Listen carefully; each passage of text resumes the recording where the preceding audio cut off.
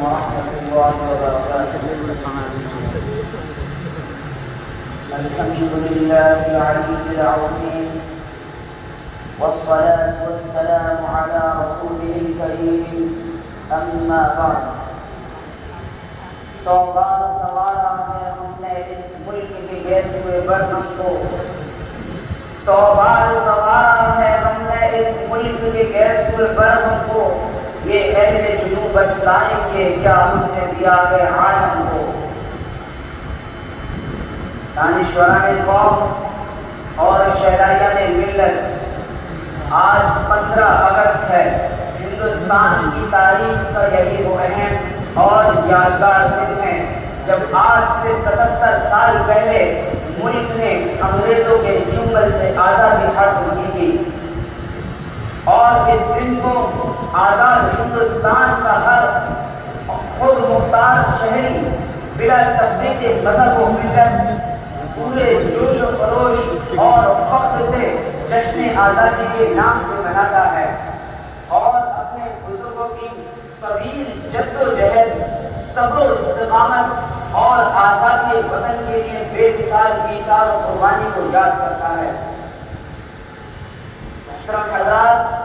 آج اس طرح کے پروگرام کو منعقد کرنا اور ان بزرگوں کو یاد کرنا اس لیے بھی ضروری ہے کہ ابھی ملک کو آزاد ہوئے 77 سال ہو رہے ہیں، اور ہمارا عمومی حال یہ ہے کہ ہم اپنے ان مخلص رہنماؤں اور بے روز قائدین کو بھول چکے ہیں جو ملک و وطن کی آزادی اور اسلام و مسلمانوں کے لیے انگریز جیسی ظالم و جابر حکومت سے ٹکرا گئے اور اسے یہاں سے نکال کر نکل گئے. یہ تاریخ ہند کا بڑا المیہ ہے اور ہمارے لیے ایک عظیم لمحہ فکریہ ہے کہ ملک کی آزادی کے بعد سے ہی ایک گروہ مسلسل سرگرم ہے کہ تحریک آزادی میں مسلمانوں کی قربانیوں اور سرفروشیوں کو تاریخ کے صفحات سے پرچ کر مٹا دیں، اور اس میں وہ بہت حد تک کامیاب بھی ہیں. چنانچہ نصاب کی کتابوں کو دیکھا جائے تو میری باتوں کا بخوبی اندازہ ہو جائے گا. اسی کا نتیجہ ہے کہ آج ہم میں سے اکثر مولانا ابوالکلام آزاد، خان عبدالغفار، محمد علی جوہر، رفیع احمد ادواری وغیرہ کے علاوہ تحریک آزادی کے دوسرے ناموں سے بھی واقف نہیں ہے. اگر ہم سے حضرت شیخ الہند رحمۃ اللہ علیہ، مولانا حسین احمد ندوی، مولانا حسرت موہانی، مفتی کفایت اللہ، مولانا احمد سعید دہلوی، مولانا حفظ الرحمان سیوہاروی، مولانا سید محمد میاں، مولانا حبیب الرحمان لدھیانوی، افضل چودھری حافظ، سید عطا اللہ شاہ بخاری وغیرہ کے بارے میں پوچھا جائے اور دیگر علماء ہند کے بارے میں سوال کیا جائے تو چند مخلص لوگ ہوں گے جو کسی حد تک ان سے واقف ہوں گے، جبکہ ان میں سے ہر ایک نے آزادی وطن کے لیے اپنی زندگی کا کم سے کم 5 سے 10 سال تک جیلوں کی زندگی میں پرمشقت زندگی گزاری. اور اگر ہماری غفلتوں کو فراموشی کا یہی حالت رہا تو وہ دن دور نہیں جب ہم اپنی شاندار و تابناک ماضی سے کٹ کر رہ جائیں گے. اور یاد رکھیے، جو قوم اپنے ماضی سے کٹ جاتی ہے وہ ایک صفحہ ہستی سے مٹ جاتی ہے، اور اس کا وجود ایک خون کے صفحہ ہستی سے مٹ جاتا ہے. معزز سامعین، آج جب آزادی کی تاریخ بیان کی جاتی ہے تو موہن داس کرمچند گاندھی سے شروع ہو کر مہاتما گاندھی پر ختم ہو جاتی ہے. گویا کہ 1908 سے شروع ہوتی ہے، 1947 پر ختم ہو جاتی ہے، جبکہ آزادی کی تاریخ تو 1757 سے پہلے ہی شروع ہوتی ہے. 1613 میں مغل حکمران جہانگیر کی اجازت سے ہندوستان میں انگریزوں نے سورت کے ساحل پر سب سے پہلے ایسٹ انڈیا کمپنی کے نام سے تجارتی مرکز قائم کیا. اس کے بعد دوسرے ساحلی مقام کلکتہ میں اپنے قدم کو جمایا. وطن عزیز کی دولت و ثروت، رونق و خوشحالی اور رعایت مالداری کو دیکھ کر ان کی نیت بدلنے لگی، اور انہوں نے اپنی فکری مکاری و عیاری اور خوشحالی اور فکری مکاری و عیاری اور شاکرانہ چالوں سے یہاں قدم جمانے شروع کر دیے، اور حکومت اور لڑاؤ کی پالیسی پر عمل شروع کر دیا. سب سے پہلے جس شخص نے اس خطرے کو محسوس کیا وہ مرشدآباد بنگال کے نواب سراج الدولہ تھے، اور انہوں نے 1757 پلاسی کے میدان میں انگریزوں سے جم کر مقابلہ کیا، لیکن اپنے سپہ سالار میر جعفر کی غداری کے دھوکے بازی کی وجہ سے نواب کو شکست ہوئی اور انہوں نے جام شہادت نوش کیا۔ یہ ہندوستان کی پہلی لڑائی ہے جو ملک کی آزادی سے تقریباً 200 سال پہلے لڑی گئی۔ اس کے 7 سال بعد 22 اکتوبر 1764 میں بکسر کے میدان میں میر نواب قاسم، نواب شجاع الدولہ، شاہ عالم کی فوجوں نے انگریزوں کا راستہ روکنا چاہا، لیکن اس مشترکہ فوج کو بھی شکست ہوئی۔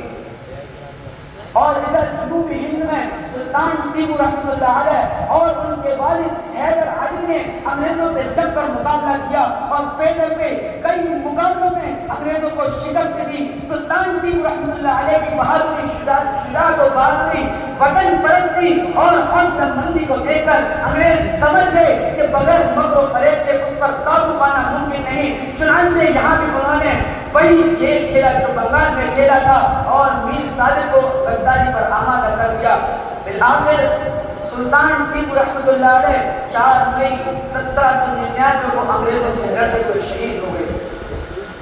معزز سامعین، اسی موقع پر ایک انگریز غزل نے کہا تھا، اب ہندوستان ہمارا ہے۔ ادھر 1803 میں انگریزی فوج دہلی پر قابض ہو گئی اور مغل سلطنت لال قلعے تک محدود ہو کر رہ گئی۔ اس وقت یہ جملہ زبانوں پر جاری تھا، سلطنت شاہ عالم از دہلی کا پالم۔ اسی وقت پر شاہ عبد العزیز محدث دہلوی رحمۃ اللہ علیہ نے انگریزوں سے جہاد کا فتویٰ دیا تھا، جس پر اس وقت کے سبھی قابل ذکر علماء نے دستخط کیے گئے اور یہیں سے تحریک آزادی کی قیادت علماء کے ہاتھوں میں آئی۔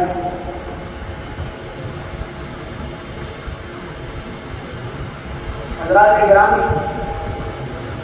یہیں سے جہاد حریت اور تحریک آزادی کا دوسرا دور ہوتا ہے،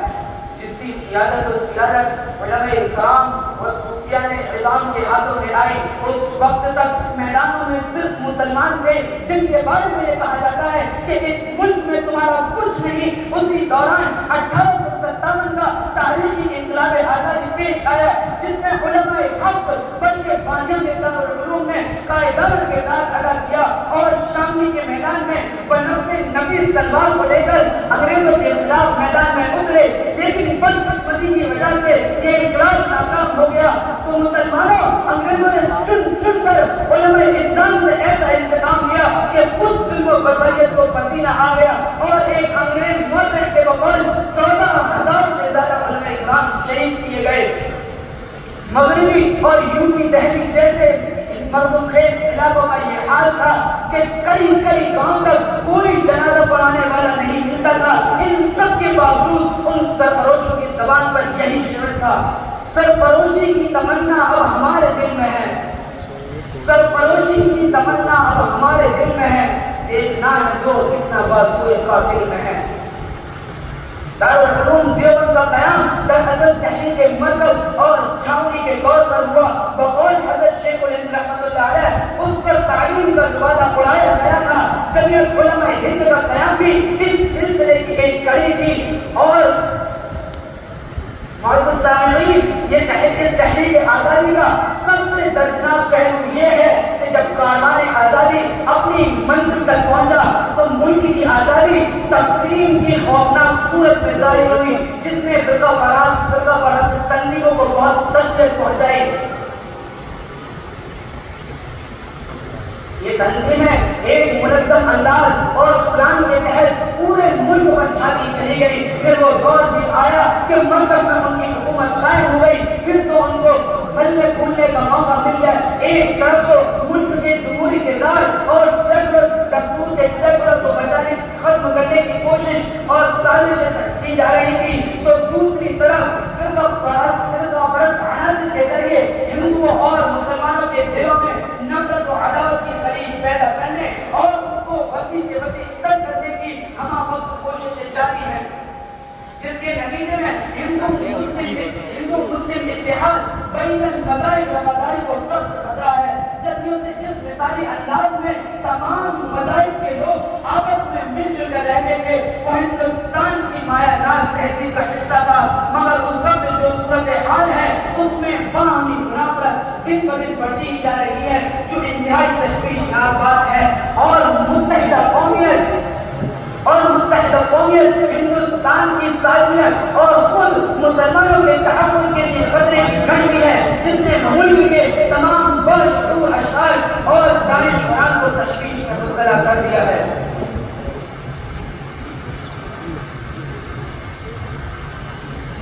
فرقہ پرست لابی جسے مرکزی حکومت کی سرپرستی حاصل تھی، اپنے ایجنڈے پر زور و شور سے کام کر رہی ہے، اور ہندو مسلم دونوں کی نئی نسل غلط فہمیوں کا شکار ہو رہی ہے، اور ایک سے دوسرے دن